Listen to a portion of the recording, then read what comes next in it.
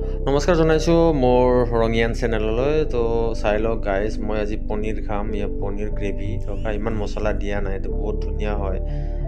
আৰু ইয়াৰ চাটনি মিক্স ভেজৰ নামত গাইজ দিল্লীত কি হয়, মিক্স ভেজৰ নামত আপোনাক মটৰ দিব আৰু ফুলকবি দিলে নিদিলে নাই। আৰু মিক্স ভেজৰ নামত এয়া বিক্ৰী কৰে ইহঁতে।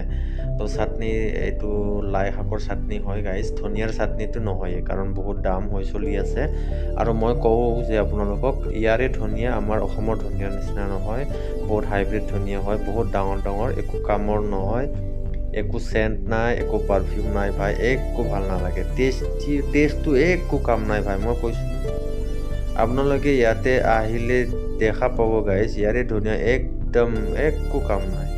তো ইয়াৰ তন্দুৰী ৰুটি, পনীৰ, মিক্স ভেজ আৰু মই দাল অৰ্ডাৰ কৰি আজি খালোঁ।